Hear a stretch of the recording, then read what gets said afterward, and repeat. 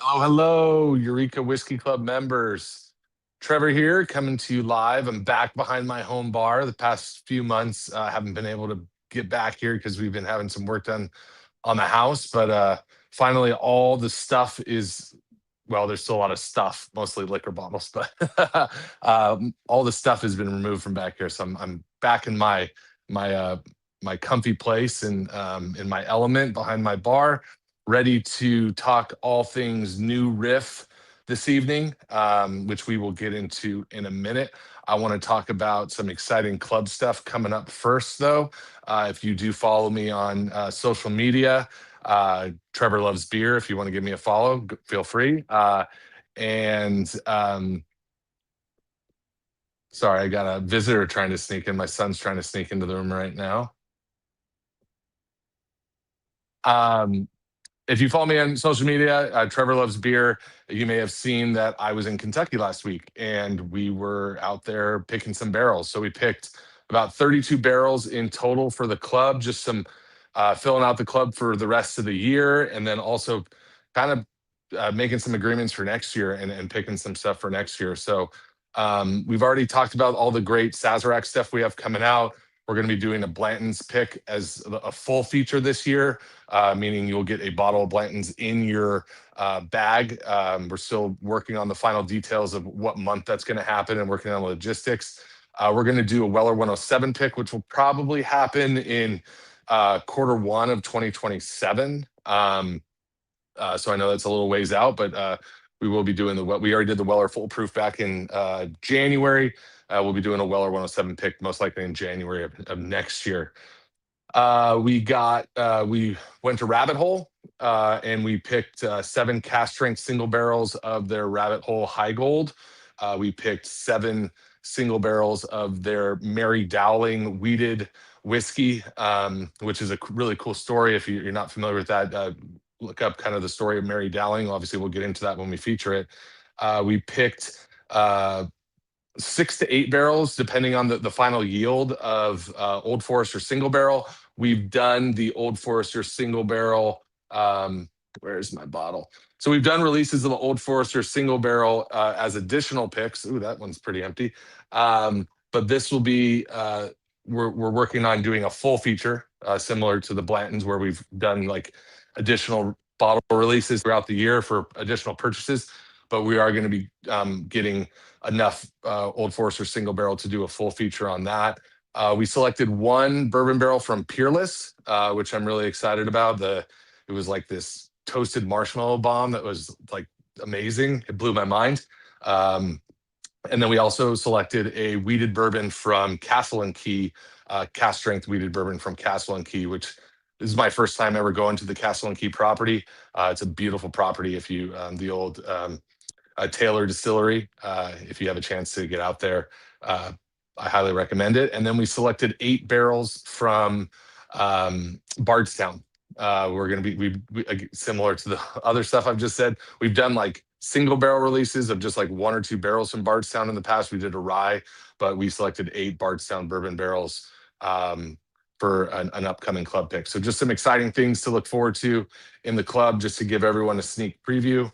And yeah, thanks for being a member. We look forward to continuing to bring you great single barrel whiskeys and micro blends. We have a great Frey Ranch micro blend coming out this year. I went there about a month or so ago and did a blending session with them. It was really cool. So anyways, enough about what's coming up in the club.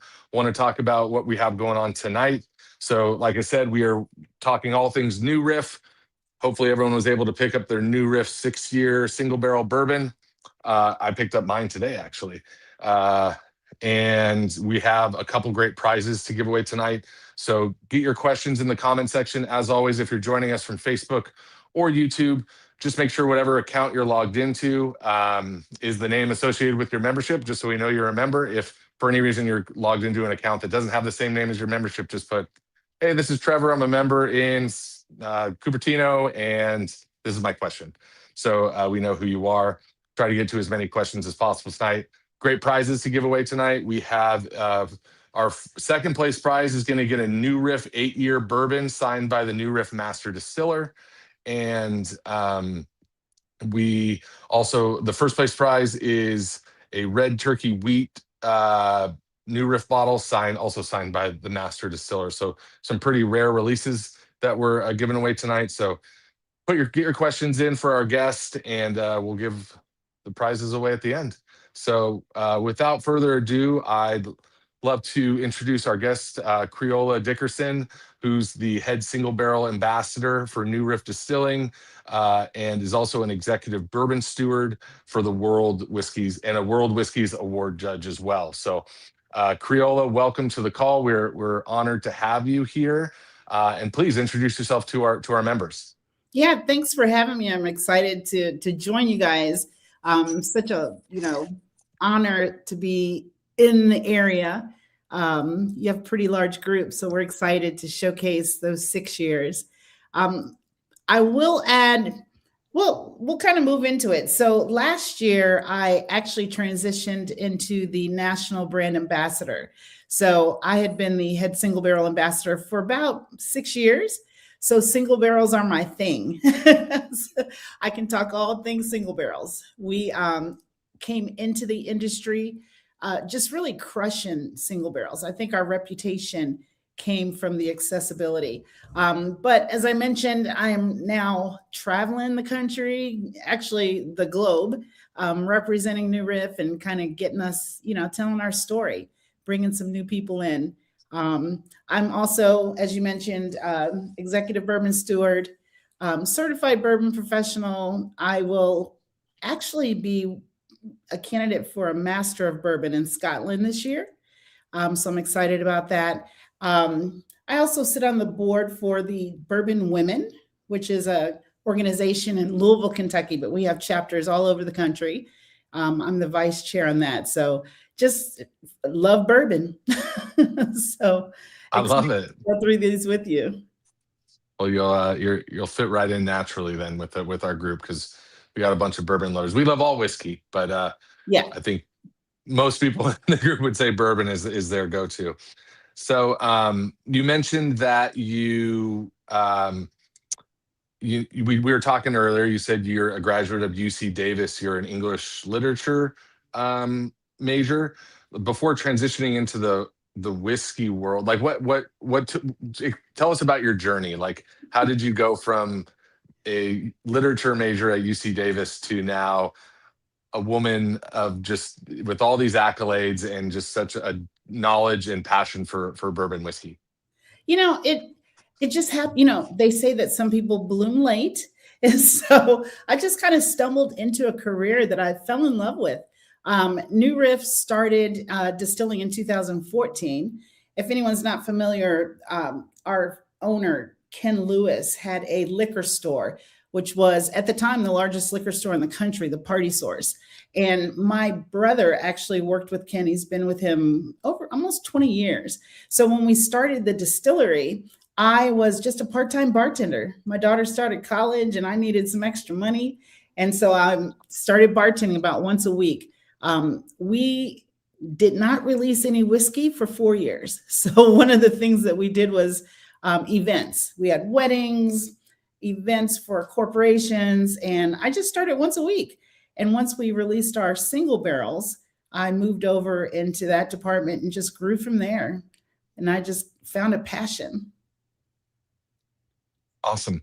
So tell us about New Riff. You said they started in 2014. New Riff is always very transparent about never sourcing, always, their own juice. I think the name if I did my research correctly, the name comes from a new riff on an old tradition. Is that an accurate statement? And what does that phrase mean internally at the distillery? Yeah, I mean, we adhere to the traditional Kentucky sour mash regimen, right? So those old school hardcore bourbon enthusiasts can appreciate the distillation method that we use, but we like to put our own riff on it, right? Just like you have a song, you make it your own. So I think that our distillers really like to not experiment, but we use heirloom grains. We have a mash bill that is specifically a high rye so that it, hits the palate more than those bourbons that are kind of smooth and sweet and everybody loves. We wanted to come in with a different hit on the palate. So we're not limited in what we do, but we do it traditionally. And that's really where it comes from. So what was it always the vision to never source? Because you have a lot of distilleries now, and it's, especially in today's climate with the excess of whiskey available, it's so easy to source. Why was that such a big part of the origins of New Riff? Because the easier thing to do, right, would be to source right off the bat, and then have your own product released 4-5 years later. Can you tell us about kind of Ken's reasoning for that, and why that was such a big part of the beginning of the New Riff story? Yeah. I think that the main thing was we wanted to just have our own, right? And at the time, when you talk about sourcing, if anyone's familiar with MGP, the guru, Larry Ebersol, was retiring from MGP at the same time we were beginning at New Riff. So he was our original consultant. And he told Ken, listen, you can't go down into Louisville and Bardstown and get a distiller. You need to get somebody with a beer background that knows about fermentation, and I can teach them how to distill bourbon. And Larry was really the catalyst for us having 100% rye product. Our 6-year malted rye, which is another product that came from that. And it was just something that we wanted to commit to having our own juice. You have some places that will source, and then when theirs comes out, you're like, what is this? This wasn't what I was drinking. But we've had that consistency throughout. Yeah, and it's really impressive to see the transparency and the commitment to that since day one. So the distillery closely adheres to the Bottle and Bond Act, and also part of that is without non-chill filtration. Why are these two principles so important in the identity of New Riff? Oh man, it's really, we wanted to make sure we adhere to the highest quality standard, right? Not only you talk about transparency and honesty and all of that, but we also wanted to make sure that we adhere to the highest quality standards of the industry. And of course that comes from Bottled and Bond. There were times, 15, however many years ago, Bottled and Bonds were dusty on a shelf. Nobody was buying them. Right. But we wanted to make sure that everyone knew, we adhered to the seasons, the 100 proof, one distillery, one distiller, and all of those things really gave us that quality standard. I think that combined with being non-chill filtered, you just get the purity of the whiskey coming right from the barrel, right? You don't want to take out everything that the barrel has added, the oils, all those great things. And I think that shows the commitment to that high quality. Awesome. So when we were selecting these barrels, one thing that came up, I don't know if Patrick or Corey was the one that brought it up, but we put it on the card too. So the barrels we selected this month have the same distillation method, same mash bill, same barrel standards as the Bottle and Bond bourbon that you in the New Riff team just won World's Best Bourbon at the 2026 World Whiskey Awards. Can you tell us just how similar what we're drinking tonight is to that product, and also what that recognition means to the distillery? Obviously, it's a huge honor. Oh yeah. So I'll say this: the Bottled and Bond product that recently won, it started off being a combination of about 25 barrels. A lot of people talk about small batch. Ours was micro, right? Some small batches, Buffalo, 200 barrels. But our Bottled and Bond flagship was about 25. I think they're up to about 60 barrels right now, right? So that's the one that won the award. What we're drinking today is one single barrel of those group of 25. And we have a panel of, our distillers who taste through. They used to taste through every barrel and decide whether it was going to go into our bottled in bond or if it was going to go into our single barrel program. The mash bill is completely the same. We have a 65% corn, 30% rye, which is that high rye, and 5% malted barley. So you're getting the exact same thing with just 2 more years in the barrel. So, and that's exciting too. I mentioned, I was with the single barrel program for I've been with New Riff 10 years. So I know where the bodies are buried. I remember seeing the first barrel that we ever dumped. So with single barrels, we had 4-year-olds for years. And I used to think, oh, can we get an age, Damon? Can we get some more age on these barrels? And when these 6-year came out, we were just so excited because we finally had the capacity to release that into the market without, draining all of our product. So it is just 2 more years in the barrel. Awesome. So one of the things a few of our members have brought up is just the color and how deep and dark it is for a 6-year whiskey. What do you attribute that to? Is there something is it the different temperature climate in kind of northern Kentucky? Like we were talking before, you're kind of right across the bridge from Cincinnati. Like, what do you guys attribute and even all the barrel samples that I got when they sent me 12 samples to choose from. It was one of the first thing I noticed of how deep of a color it was for a 6-year-old whiskey. Like, what is that from? Yeah, I mean, I would say a combination. Without seeing your bottles, on your side label, can you read what it says? Yeah, it's ISC char number 4, so obviously that has a factor into it. Mm-hmm. Building warehouse C, location.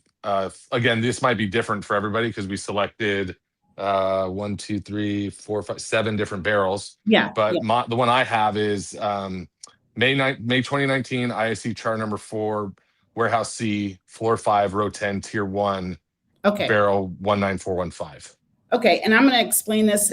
Everyone who has that label on there is specifically with that first, like you mentioned, that number 4 char. That is our standard char level. We do a heavy toast first, and then typically a level 4. We do have some that go into a level 1.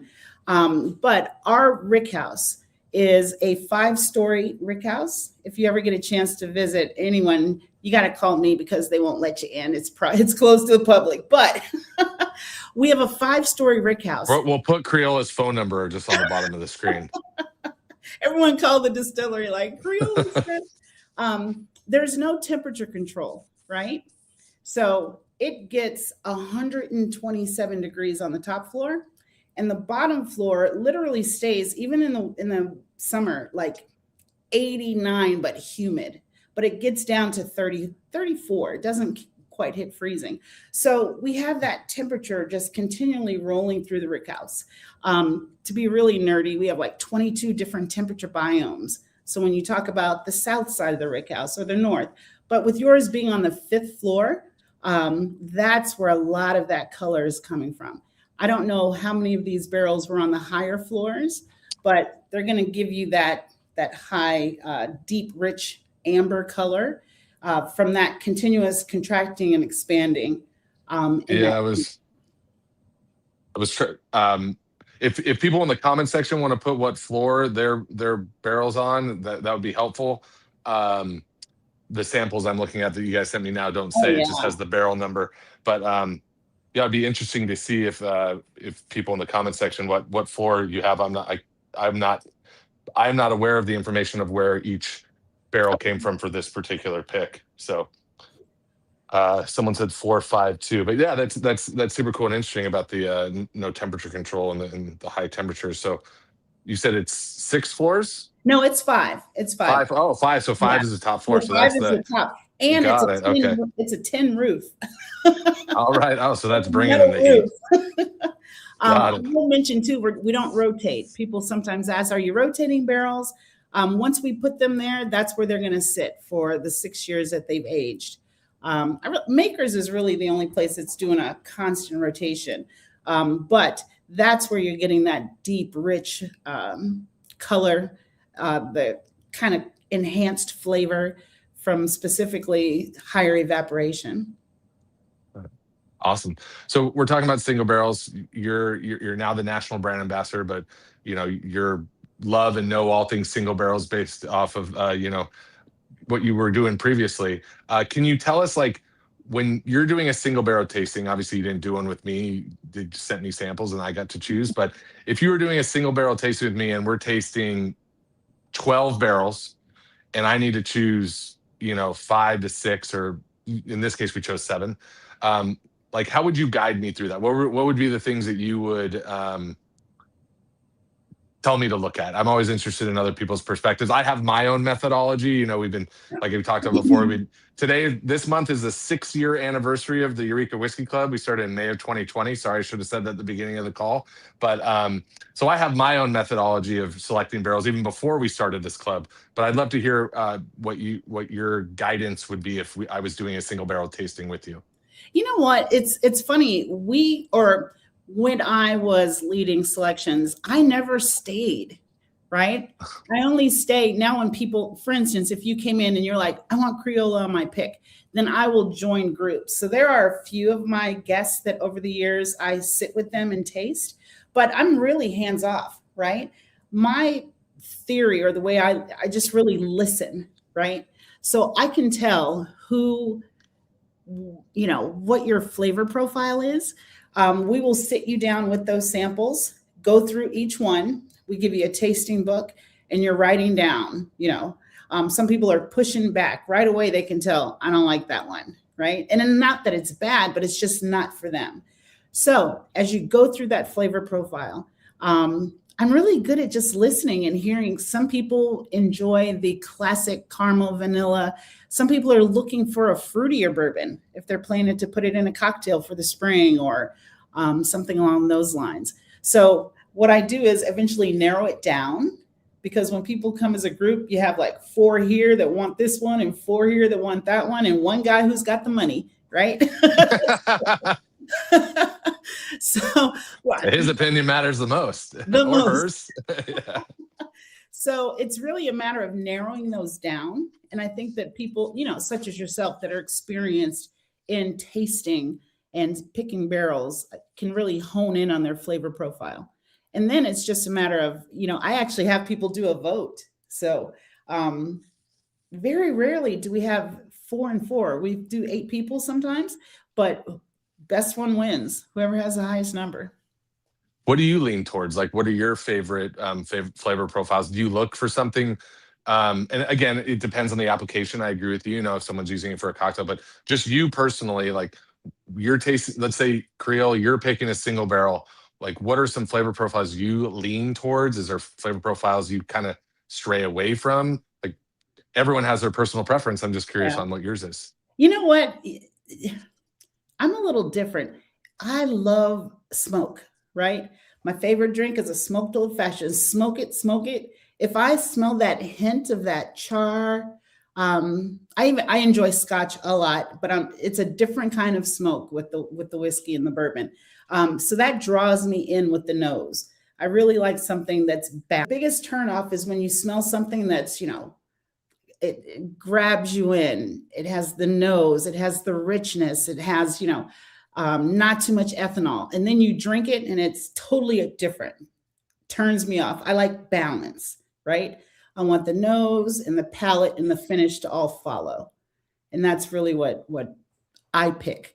But I think maybe 1 or 2 people have drank more New Riff than I have. And that would be our master distiller. Probably, yeah. So I can, very easily, I have another customer in Virginia. I mean, I will sometimes pick barrels for people. You know what I mean? Simply because I listen to their profile. Awesome. You mentioned that you were part of organization in Kentucky, Women of Whiskey, or I apologize if I'm... It's the Bourbon Women. I'm on the board of the foundation. Yeah. Can you tell us a little bit about that foundation and kind of its philosophy and purpose? Yeah, it's funny. We first went in 2018 or 19, And I remember going with our president now, Ken's daughter, Molly, and we sponsored a panel or something, and people were, what is New Riff? Where is New Riff? And they never heard of us. But there's a woman named Peggy No Stevens, and she is just the trailblazer. And she was with Brown Foreman. And she started this organization to really, build a pipeline for women in the industry and highlight and really bring others along with us. We have a huge symposium every August where, it's 600, 700 women. We're all there just drinking whiskey, going on excursions. We have different distilleries that will put on panels throughout the weekend. And there is a group of what we call cohorts, and we put them together with a mentor, right? And that mentor stays with their scholar throughout the year and just really helps them with whatever they need, right? I've had a mentor that, she had job offers from some distilleries, and I went through them like, nope, don't work there. Or, take this. So it's really just a support system to really push forward the women in the industry. Awesome. Well, that's great. If we have a lot of female members as well, so if anybody's looking to go to Kentucky in August, it sounds like a great event. I was going to say too, there are local chapters in Los Angeles, I think, and in San Francisco. Oh, cool. So they're all over the country. Bourbonwomen.com, I think. So awesome. You can check it out. That's good to know. So we're going to get into some tasting here. And Creel, I know you said you don't have any of our barrel picks, but you've probably tasted something.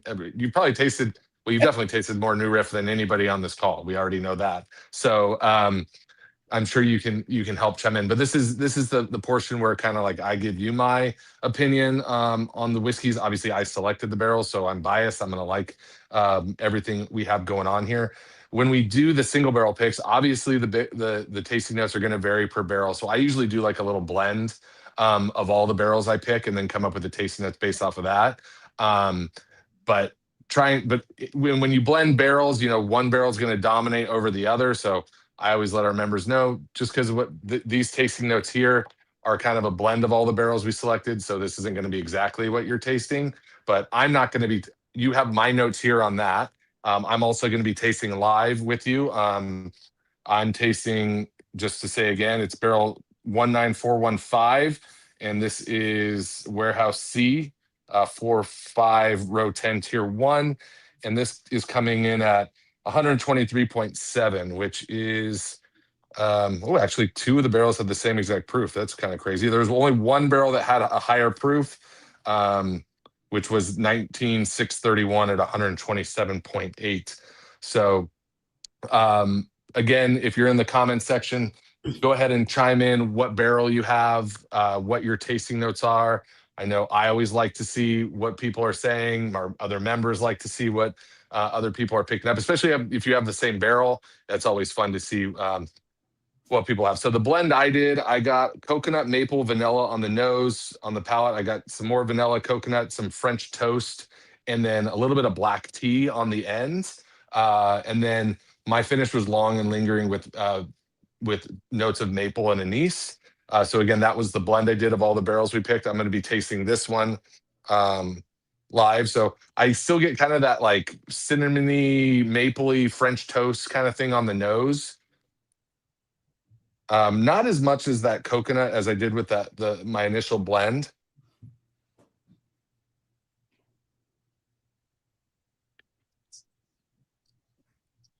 So something I get with this barrel particularly is like a dark stone fruit, like a date or like a really overripe plum. But I also get the oak. That black tea for me is still there towards it's on the I don't get as much as that anise as I did with the blend, but more kind of like a dry black tea on the end. And obviously the traditional bourbon notes, you get some vanilla, a little bit of caramel, but the oak is very present here. That char is really shining through. I think Creel, you would like this pick particular because you do get kind of that smoky element from that heavy char, which is really nice. But yeah, those are my notes for this particular barrel, and obviously you have the notes from the blend I did of all the barrels selected. So let's go to the chat. We'll see if anybody has any notes here. Mark Horowitz, barrel 19631, 4-5 again, row 13. Oh, Mark got the high one. Mark got the 127.8 proof. Mark's saying molasses, brown sugar, cinnamon. Louis C, 18443, tasting more spice than usual. Music 777 says, I have 19631, big time char flavors, black tea, humidor, huge heat. 19631. Oh, that's the same one as Mark. So you got the 127.8 proof. Angel de la Notes, again, 19631. A lot of 19631s here. Holy graham cracker on the nose for mine. Cinnamon, vanilla, powdered sugar, palette, black tea, sweet tea. So I think a lot of people are getting that. We got some anise here, spicy, brown sugar, moist tobacco. I definitely see that as well. So a lot of 19631s I'm seeing in here. So and I think Louis C was the only other one, but thank you for everyone for chiming in on your notes. Continue sharing them in the chat with everyone. Again, it's always great to see everyone tasting it and picking up different things. I kind of want to jump into, before we get to our songs and the Q&A from the audience, I have a couple more questions for you, Creola. One thing I always like to know is who are you drinking whiskey with, dead or alive? Could be anybody. It could be a family member. It could be a celebrity. You tell me. It's funny. I just got that question not too long ago on a podcast, and I'm going to say my dad. My dad passed away right as I started working at New Riff, and he would, drink, and I never got an opportunity to have a single barrel with him. So that would be it. Yeah. Good answer. Okay, now just for fun, celebrity. Who's a celebrity you want to have a whiskey with? Oh, Matthew McConaughey. Oh, all right. It seemed like he'd be fun to drink whiskey with. Yeah. I think he drinks tequila, but he probably drinks. I mean, he's a Southern boy. He must drink whiskey as well. We can bring him over to our side. Nice, I love it. So the state of bourbon is definitely changing and evolving, or state of whiskey in general, American whiskey in general, is definitely changing a lot over these past year or so. It's entering a more competitive market. The consumption is dropping. The growth is kind of normalizing or even declining to a certain extent. From your perspective, what's going to separate brands that make it or don't make it in the whiskey climate right now? I think we've already started to see that happen. When there was that boom, right? When we had that boom, I think there were a lot of people jumping in for quick money, and not just individuals, but huge corporations, investment firms, foreign countries. And I think that those distilleries that were really in it just for capitalization are going to fall off, right? And you'll see a lot of them getting gobbled up. There are a lot of things getting gobbled up. I think that what's going to happen is, not only just having a good product, but continue to have a relationship. I was talking with someone today, and that's the key. You know what I mean? With whiskey, you mentioned going to Peerless, and I don't know if you're with John or not on your pick. We were on a yes. Yeah, he wears the big hat. I'd have to go. His name is escaping me. I'm not sure if it was John or not. I apologize. Let me look it up. No, that's fine. But we were on a panel together at the Bourbon Festival last year talking about this very subject. And it comes down to, just really continuing to build relationships with not only the consumers, but with, everybody that's coming in contact with you is large, which is. Yes, it was John. He was not wearing a big hat, though. Oh, okay. So that's what threw me off. But it was John. He was not wearing a big hat. Yeah. And he and I, as I mentioned, we're on this panel kind of discussing that state. But I think it's cycles. The same thing happened, back in the early 1900s. I mean, it's an industry that goes with the state of, I think, the world, right? No, yeah. But it'll level out. Awesome. What's one thing about New Riff that you wish people knew, that like if you were to educate our members on one thing about New Riff that they need to leave this call knowing, what would that be? One thing. You know, I really. It can be two if you want to make it two. I'm fine with that. I There's did no wanna rules add- here, I Creola. wanted to We add- can do whatever we want. I never follow the rules, but I did want to add for people. I used to be around the barrels every day, and now I'm a little bit separated from them. But that 127.8 proof could be one of the highest proofs that we've ever had. And for people that don't know, we enter the barrel at 110, right? You can legally enter at 125, but we enter at 110. So to see that 127 is like remarkable to me. But the other proofs that you're getting are kind of indicative of what our typical barrels do. Entering at 110, we want to ensure that people still get the most flavorful bourbon that they can get, even in that bottled and bond product that won the award. Because if you take something that came out at 113 and you take it to 100, that's a lot less water, right? Yeah. Versus entering at 125 and then, you get it up to 135 and then putting in water and taking it to 100 or even 90 proof, right? I'm not poo-pooing on anybody, but I mean, the water really, we just didn't want to give that much water. We wanted people to taste the more pure form of our spirits. But for people taking away something about New Riff, being independently owned, it's not just not having to answer to, investors and profits and bean counters, but we started, there were like 15 of us, right? If you have gift bags or swag bags, I mean, I had my kids throwing in stickers and bags. We just really are, from the ground up, like a startup. And I think that really speaks to our whiskey, right? We all knew that it was good. And one of our mission was to become one of the great small distilleries of the world. And that was something that Ken always put in our heads. And that's how we worked. We worked toward that goal. And when we won that award this year, it kind of was a nod to like, okay, we believed it. And here, it's coming to pass. So it's, the transparency, the authenticity really speaks to the people. It's awesome. Well, congratulations on all the success. It's great to see.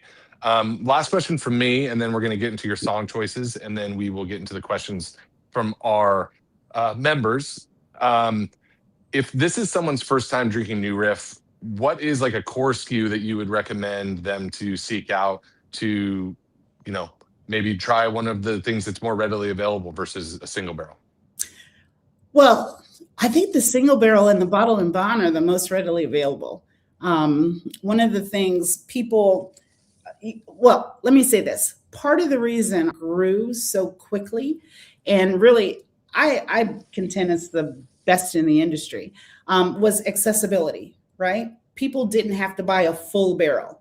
If you're going and grabbing a Weller Full Proof, they're making you buy the whole thing, right? At the time, we let people just buy 10 cases. And so that was really where people were able to experience New Riff, and the accessibility was important. But if you bought 10 cases, where are the other cases, right? And people thought that we would hold them or we would give them to the next customer, but we actually put them in the market. So you could never find it, right? It's general SKU.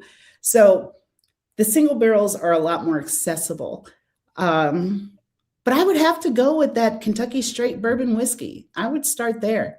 It is proven to be something that's nice to drink neat. You can put it in a cocktail. We have that high rye in our mash bill, so it really shines in a cocktail. It's not covered with sugars and bitters, but you can drink it neat too. And I think that that's the one that I would recommend people go to first. And the rye. I mean, we're killer in the ryes. But the bottled and bonds are the way to go. Awesome. Well, if you are looking for a cocktail to make with this particular whiskey, as always, we have a recipe back here for you. I went with like kind of a black tea Amaro spirit forward cocktail just because of the notes of the I love the notes of the black tea in this whiskey and wanted to come up with a cocktail that kind of accentuated those a little bit. So you can always make this cocktail if you're looking to make a drink with this amazing whiskey. So Creola, thank you so much for your insight on all those questions. Now we're going to get into the songs. You know, this is something we do every month. We have our playlist on Spotify. I always like to put it on the weekends when I'm just sipping on some whiskey. So do you remember your 2 song choices? If not, I have them here, but I think you do. I remember. Okay. So tell us about your 2 song choices and why you chose them, why you feel these songs represent New Riff or represent the whiskey we're drinking tonight. You know, the first one, the most important, I think, that represents New Riff is Bohemian Rhapsody, which is what we put on. And this is a fun story because we every year. And now we're going to sing it. I can do it.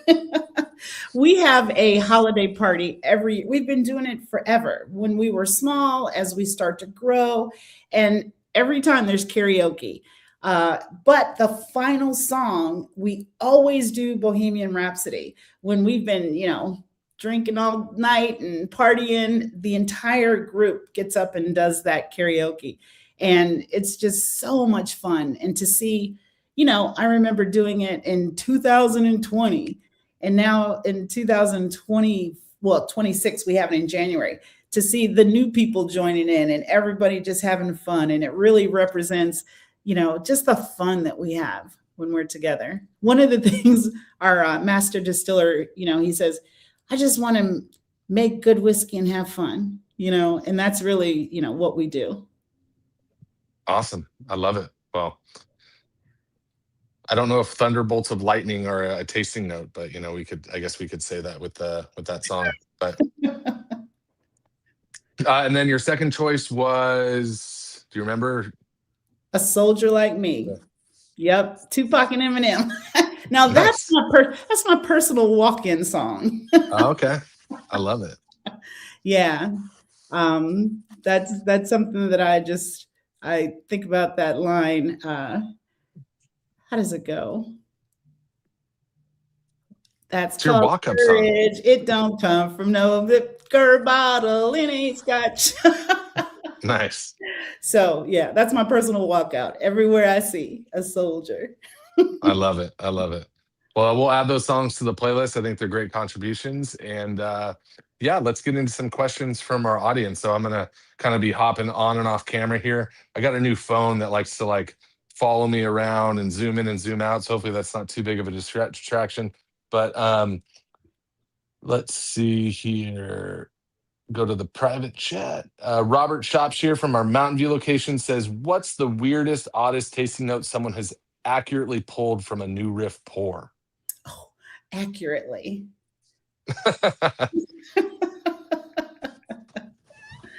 Accurately. You know what? The weirdest one I heard was Whorehound. Right? Okay, yeah, the Whorehound candy, yeah. Yeah, but they were accurate, but it just sounded so weird. I was like, what that's the like hell? anise, right? Whorehound is like black licorice kind of. My grandfather loved Whorehound candies. Right. So that one threw me when I first heard it. Yeah, if you don't know what that is, that might be like, what did you just say? Luis Chavira, an Indian Well, says, my wife is curious about how you broke into a male-dominated field. Oh, man. It goes back to that transition. Doing single barrel picks, and people might not know this, but if you're anywhere you are and you see a single barrel that's a private pick, that wasn't a sample, they probably came and picked it with me. And Corey used to be an ambassador as well in single barrels. And I know one year we literally saw 3,000 people. So I always was in the tasting room and I didn't know any better. And 98% of the people that came in were men. So I really picked up.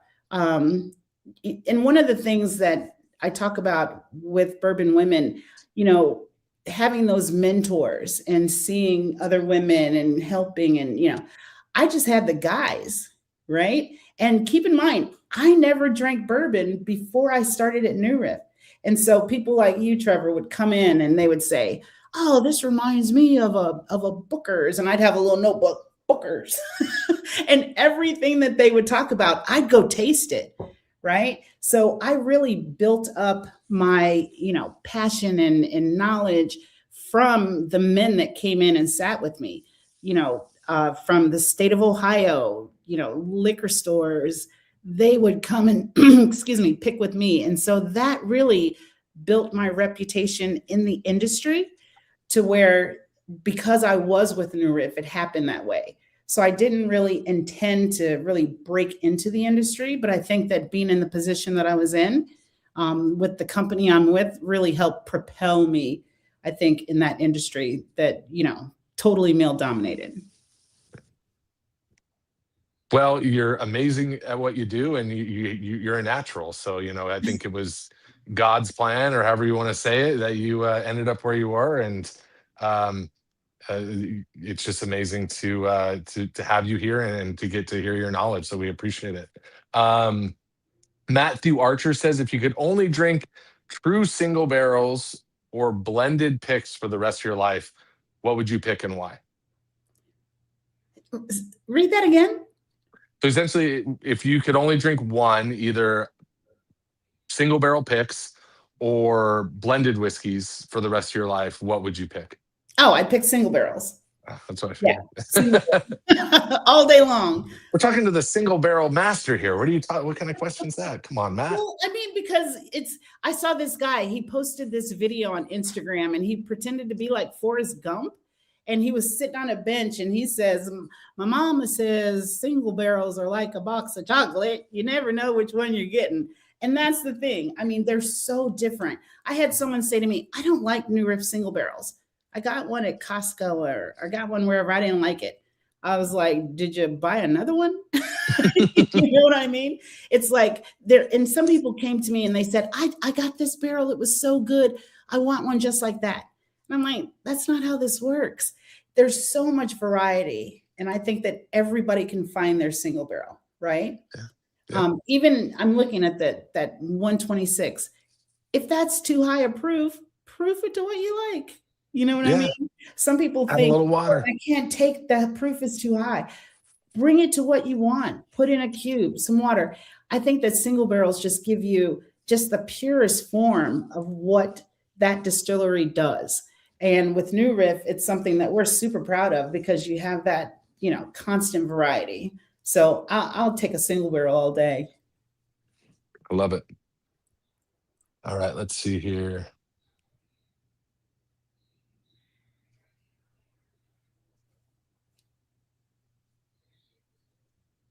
Matt Vargo from San Luis Obispo asks, what are your thoughts on cork material? I noticed you guys use a synthetic or rubber cork on this bottle. Yeah. I mean, it's a little outside of my wheelhouse, but I think about, the cork deteriorating over time, even though it's not the same as wine. But yeah, I don't know specifically why Ken chose that cork. I can certainly find out, but for us, it just does what we need it to do. And I think that, it just goes so well with the bottle. Yeah, it looks nice. Cool.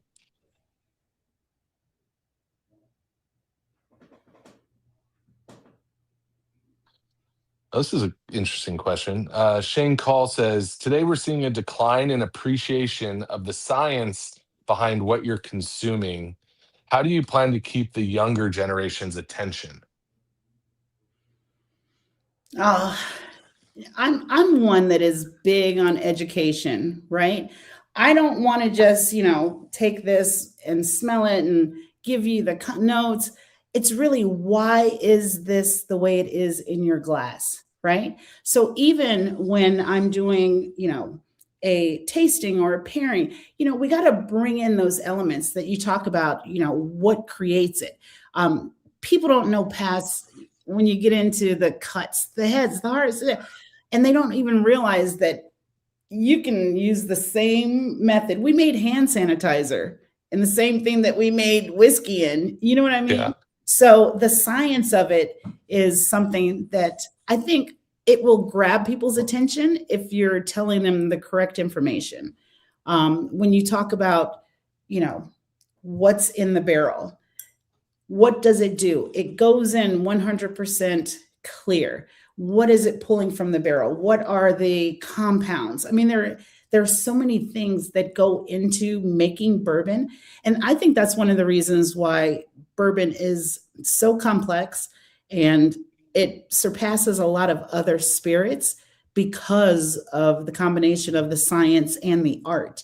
So it's important, at least from me, to really give people an understanding of not just, oh, these notes are this and it pairs well with this, or if I'm out doing a dinner, and talking those things, but really letting people know that it's not just a brown liquid that's in your glass. And I think the younger generation will appreciate, I've heard them, I've been all the panels and all that stuff, organic wines and, all of the things that people, why are we paying this much for a bottle in a restaurant when I can go to the store and get it at this price? But if they can appreciate the craftsmanship and understand that there is science to it. And I think it's important for us as, educators, as, enthusiasts and ambassadors, not just to talk about the brand, right? I think it's important to keep passing on the knowledge of the craftsmanship and everything that goes into making this American spirit. Yeah, it's storytelling, right? To a certain extent. Oh, yeah, it's all stories. Yeah. Which is a good segue into our next question. Clay Cooper from San Luis Obispo says, with your English lit background, if you could pair single barrels with a piece of literature, poem, short story, or novel for a great tasting experience, what would it be and why? Probably never been asked that question before, but you guys are making me work. I've never heard that before. Gosh.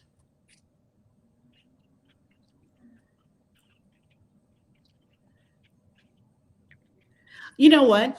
I would have to pair it with some Chaucer because I'm thinking about the story with the woman riding the horse with only half a butt. And I think people sitting around drinking whiskey would be telling all those crazy stories. All right, then. I'm not familiar with that one, but I'll have to look it up. Sounds like a good story to read while you're drinking whiskey. Ken Allard wants to know, what's your dream flavor profile for a single barrel? He's saying that the one that he has was rye spice oak heavy. He said some people like he appreciates cinnamon and caramel, but not juicy fruit profile. What's your kind of dream profile for a single barrel? I think we kind of asked you this already, but I mean, yeah, kind of. But again, it would go to, that nose has to draw me in. And ideally, I have a bottle up on my bar and I wrote on there barbecue, right? Because when you cracked it and smelled it, you just get that whiff of barbecue. And that goes into, people nose and smell from their memory, right? They'll bring back memories from what they've smelled or done in the past. So I like to get that barbecue on the first hint. And then I like a little bit of sweetness. I don't want it to be, overpowered with caramel, maple, honey. That's going a little too far. But I do like to have some of the classic, like a chewy caramel vanilla. And then when it hits the palate, I love for it to, have some viscosity to it. So it covers the entire palate and you can, pick up a bit of the spice, but it follows through with that note. And I have to have that finish. Got to have that long finish. We call it a Kentucky hug. I love it. Kentucky hug. I had a lot of those last week. I bet. Linda Archer, who's one of our long-standing members, she wants to know, with your position and involvement with the Women in Bourbon organization, what do you see as action steps to increase female involvement in the industry? Oh, one of the things that I like to focus on is um, for, some people we actually have women this year coming from Scotland, Canada, and South Africa in our development day, which is a whole day that we spend with our scholars. But it's important to let women know that if they're in hospitality, you have that in Bourbon. If they're in quality control, we have, if they're logistics, every career that people have a path to, we have that in this industry. And I think to give people an understanding of a different way to go, you know what I mean, is important, that they're not put into like a pigeonhole. And I think this industry, as we continue to, be the face of it, right? We have to be present. And I think that Bourbon women, it's sometimes like being in a bubble because you think there's so many women in the industry because, I know them, I interface with them, we're friends, but in the grand scheme of things, there aren't. So we have to continue to, be the face, to push them to, strive for more and not be intimidated. I mean, a lot of times oh, I can't even there. I've hired some assistants, and people cannot take that atmosphere of being around men 24 hours a day that have been drinking, that, it's like going to a bachelor party and having to be able to control the room to where everybody's leaving happy. And I think that it takes a certain personality to, be an ambassador, to be in single barrels. But there are other aspects of the industry that we have to let women know you can do that. You know what I mean? It's awesome. Mark Horowitz wants to know if you have any stories that you can share with some of the other greatest female influencers in the in producers in the industry, such as Marianne Eves, Elizabeth Bacall, Molly Trope, Joyce Nethery, or Alex Castle. Like, can you share any fun stories that you have with any of those other amazing women in the industry? You know what? Those specific, um, I remember, part of, I'm going back to our symposium, and we pair mentors with the scholars, and I have to like find people to do it. And I reached out to Alex Castle. She's with Augusta Distilling. And, I was so surprised at how open she was to being a part of it. It surprised me. I'm like, Alex, just being giving. And I think that's one thing about her. And, Elizabeth McCall, I heard her speak right when she took over as master distiller. And she was explaining how on the bottle, I think I have one here. So this Woodford double oak, she was saying how the old master distiller's signature was on it, and they had to bring the ones back from overseas, have her sign, send them back, and how the turnover of her name on this bottle. And I waited forever just to get her name on this It's bottle awesome. because, people don't realize it's those little things that mean so much. And, there, I've heard of some of the others, but haven't had a chance to really spend time with them aside from Alex and Elizabeth. But there's so many women that are really doing, you mentioned Castle and Key. Uh, Man, Sherry Moore is now the head of whiskey at Castle and Key. She came from Jack Daniels. An amazing, I mean, she was there since the 70s. And I remember I heard her speak, and I actually crashed her dinner because I just wanted to sit with her and listen to everything that she had to talk about with whiskey. So It's awesome. yeah, so many women that are so cool. You know what I mean? So cool to be around. I love it. We have one more question here that we'll get to, and then we'll pick our favorites, and then we'll say adieu. Let's see here.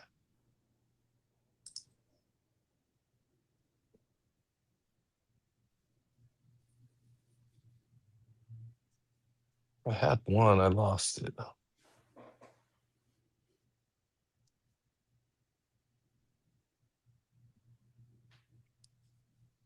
Here it is. Sorry. As we see, this is Baden and Irvine.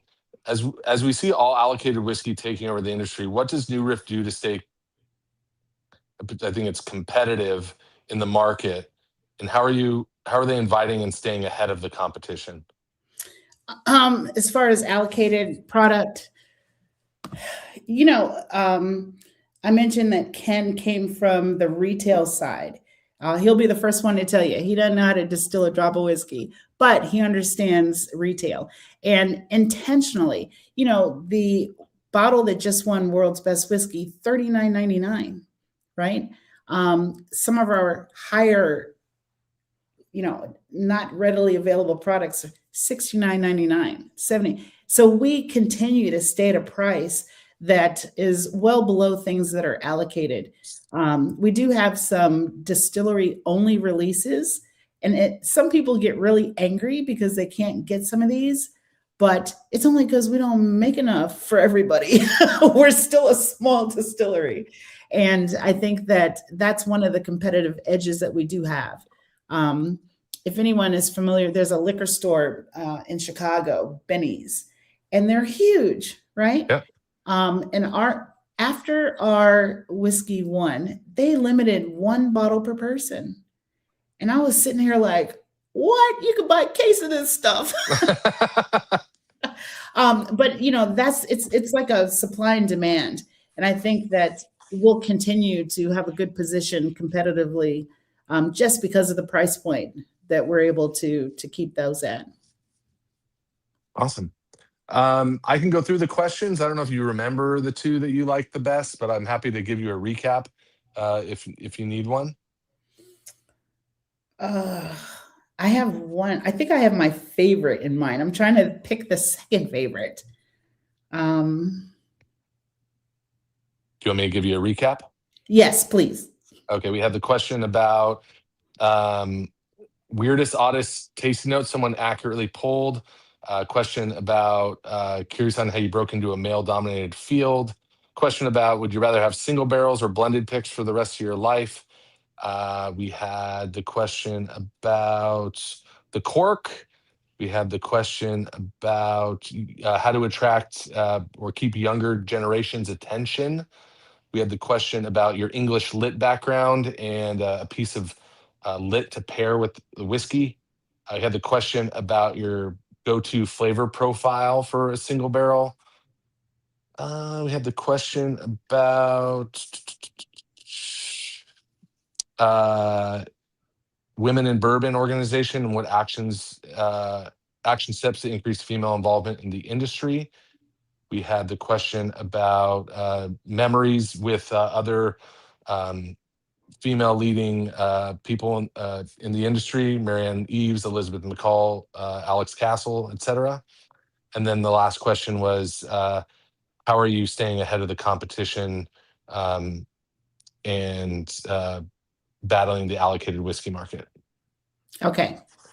See, what do you want me to do? My second favorite and then save the favorite, or favorite first? Or? You just tell me that your two favorite. And then okay, if you want to choose the winner, you can choose the winner. You're the guest. No. I always say I like to be the bad guy because I don't want you to upset somebody. So if you have a one question that was your absolute favorite and you want to give that person the first place bottle, by all means, go right ahead. Or I can be the bad guy. You tell me. Well, I'll let you be the bad guy because I'm such a nice person. My two favorite. I'm nice too, Creola. My favorite was the cork because I never got asked that ever. So I remember when I was in the tasting room and people asked me things, I'm like, instead of telling them something false, I'm going to find out the answer. So okay. I am going to find out the answer to that cork. But that threw me. So that was my favorite one, along with, you know, how bourbon women, you know, helps women in the industry, because that's really one of the most important pieces for me as a whole. Well, I mean, I can't argue with you. I have to go with your favorite question as the winner, right? Like if the cork was your favorite question, then that's who we have to give it to. So we're gonna go with, let me figure out who that was. Um I usually have them written down. My apologies. While you're looking, can I tell somebody a little bit about that red turkey wheat? Yeah, go ahead. So listen, Balboa rye and red turkey wheat are two of one of my favorite things we've ever put out. Both of those are heirloom grains, but the red turkey wheat is actually a grain from Ukraine originally, and it goes back to like 1932. It's, when you have an heirloom tomato, how they're kind of like purple and orange and they look deformed. Think of that grain in that same way that's unadulterated and that flavor. I mean, I put it up against any wheated, any Weller, whatever. The red turkey, and I know people who aren't familiar might say, "Why is that the best prize?" Man, my orthopedic surgeon said he bought one online for $600, and I said, "Are you a fool? It's coming out again." All right. But that red turkey wheat is fabulous. You're gonna love it. It's really a nice limited offering that we do. So Awesome. All right. Well, Matt Vargo, San Luis Obispo, you are going to be getting a bottle of the Red Turkey Wheat signed by New Riff Master Distiller. And Linda Archer, you are going to be getting a bottle of the New Riff 8-year bourbon signed by the New Riff Master Distiller. Matt, if you're at the Firestone Walker Invitational Beer Festival this weekend up in Paso Robles, I'm going to be there. You can come thank me for that bottle. But if not, I'm just kidding. But if you're there, come say hi. And we are very honored to have Creola Dickerson join us this evening. And Creola, thank you so much for your time and sharing your vast knowledge of all things New Riff and just whiskey in general. We really appreciate it. thank you. Thank you. It was great to be with you guys. Yeah. I wish I could see everybody to say goodbye. So hold on really quick before we say goodbye. My glass is empty. I don't like finishing with an empty glass. Call it a superstition, but cheers. Thanks everyone for being a Whiskey Club member. We greatly appreciate you and have a good evening. Cheers.